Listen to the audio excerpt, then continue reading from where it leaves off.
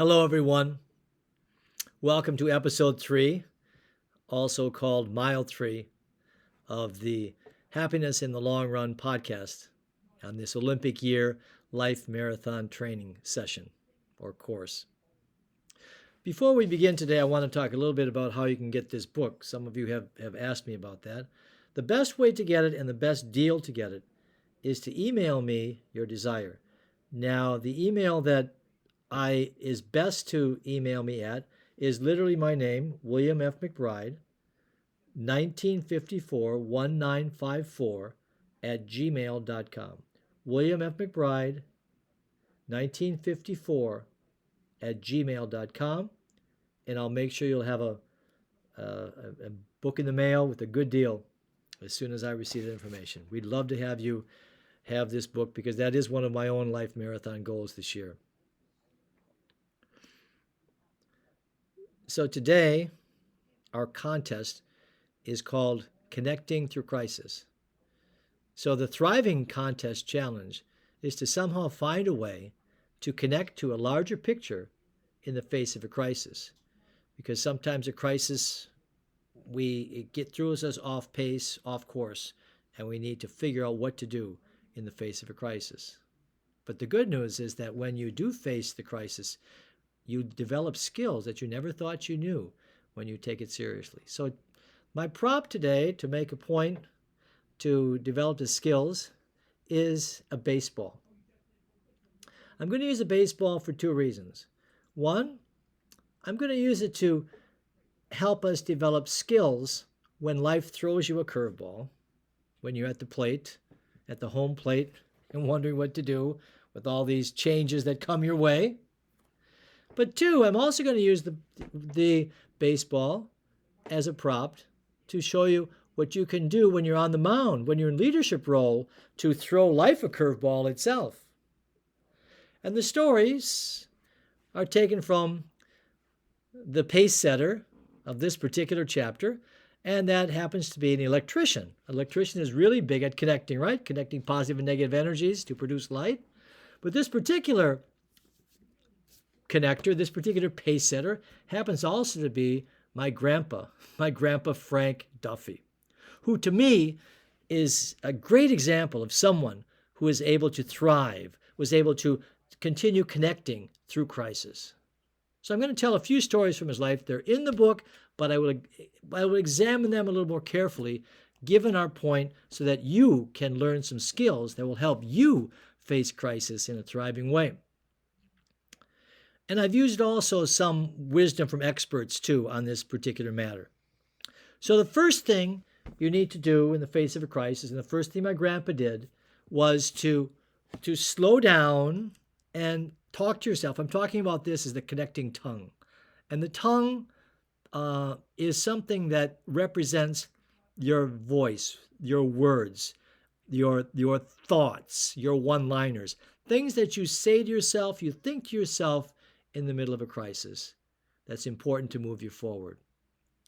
So Frank Duffy had a real challenge early in his life in terms of a major life-death crisis when Al Capone, or one of the gangsters from Al Capone's outfit, came to the home of him and my grandmother at the time, and they said, if Frank Duffy lives here, he has to get out of town by midnight, by sundown, or he's a dead man. At that time, Grandpa was in the closet, but he walked outside the closet, and got ready to face his crisis in the way that everybody should face it. So what you want to do is to challenge yourself to see the crisis as an opportunity to develop a new skill, to discover something new within you, to be open to a new adventure on the road. So he did that. He left Chicago and drove alone up to Janesville, Wisconsin, the first city north of Wisconsin border that he felt was safe. He found a house to be safe in. He developed a whole new career. He became an electronic contractor, was known far and wide for his sense of humor. He lit up all the farms and the churches of the area. That's an example of someone who was able to make a connection in the face of a crisis and start again. But another important skill that he had that you can also develop in the face of your crisis and facing the curveballs in life is what someone described as kill it with kindness and humor. Somehow be able to find humor to develop your skills in the situation. The writer Viktor Frankl, remember he gave us a definition of happiness is the personal dedication to something larger than yourself. He also has something to say beautifully about a sense of humor. Because he said that's one of the most important human skills we've been given for not only self-preservation, but to be able to thrive in a time of crisis. And this is what he says about humor. He said, humor affords us the aloofness and the ability to rise above any situation, even if only for a few seconds. The aloofness, the ability to put things into perspective, to see them objectively in a very difficult time is really great. And my grandpa was known for his great sense of humor. One of the great one-liners he left the world with, an hour before he died, he had a heart attack and they were putting in the ambulance, and he said to the ambulance driver, "Is this a round trip or a one-way?" My experience with him was a little bit different because I was a kid at the time, about 10 years old, 11 years old, and I didn't get the joke of those one-liners. And this is hope for all of you who feel you maybe don't have a great sense of humor. You're not Larry David or Seinfeld or someone, brilliant comedian like Ellen DeGeneres. But you can do what I did in that situation. I simply followed someone with the same sense of humor. I knew he was funny. So whenever we went to that home with my grandpa, there was always laughter. I could always take advantage of that laughter. And what we've learned through yoga therapy is that all you have to do is laugh, and it has the same effect of moving you forward. And it moves you forward into a great sense of not being afraid of the future. So if you feel you don't have the greatest sense of humor, all you got to do is follow someone who's funny. Follow someone with a sense of humor, because a sense of humor is simply a sense of perspective. People, and not just humor that puts people down, but a humor that picks people up. Follow that person, and in time of crisis, you will be able to connect and even thrive. You'll be surprised.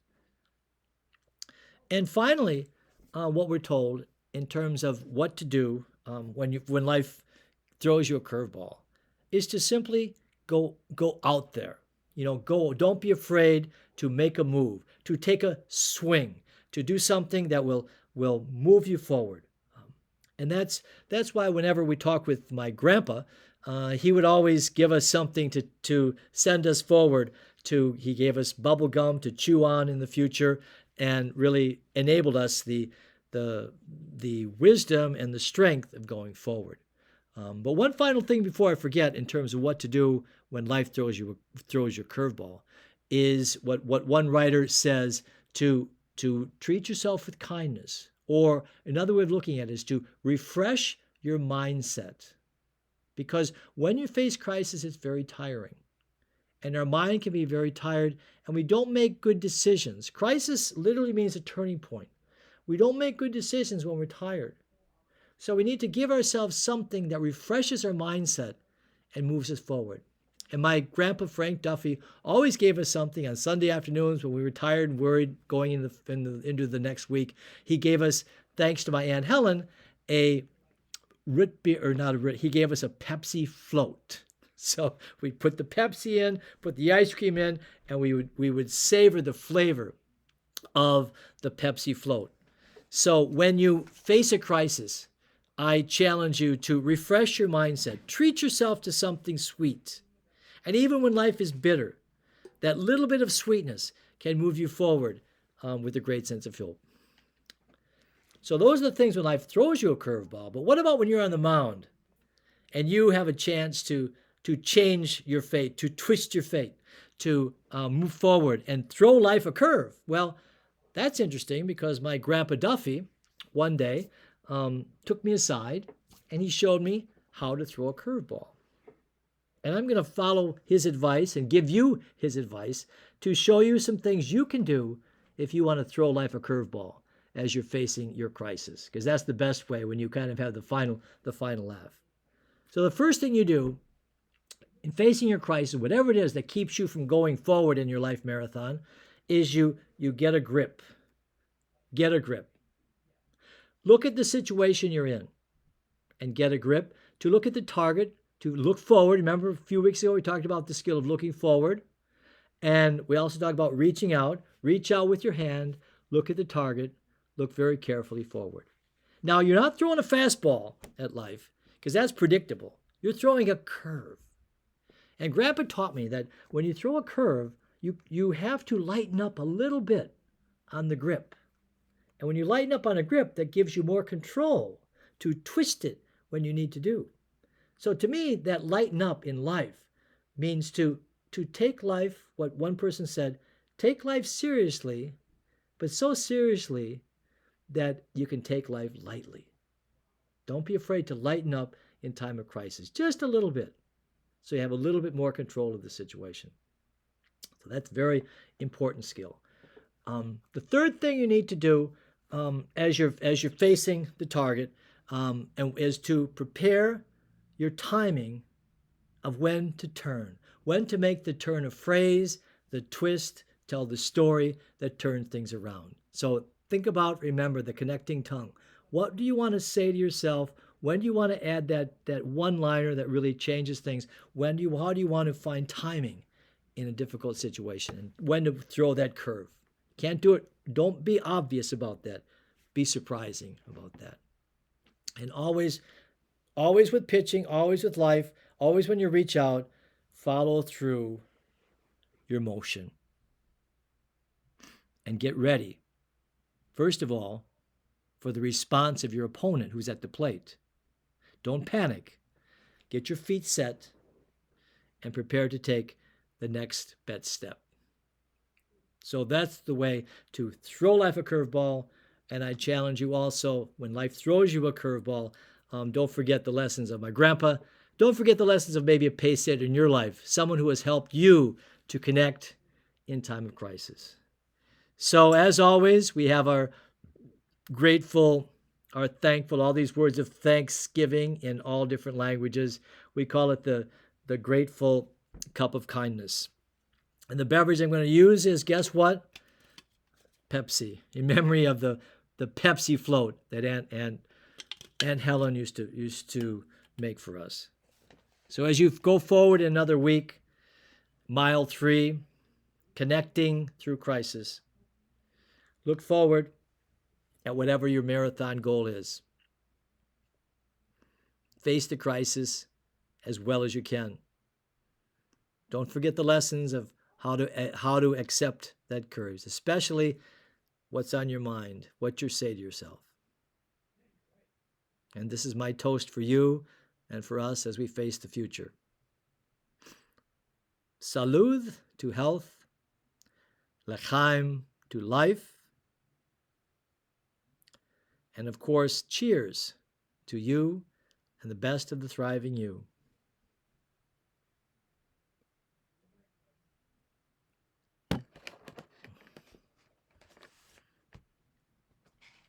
Goodbye. Good luck. God bless you.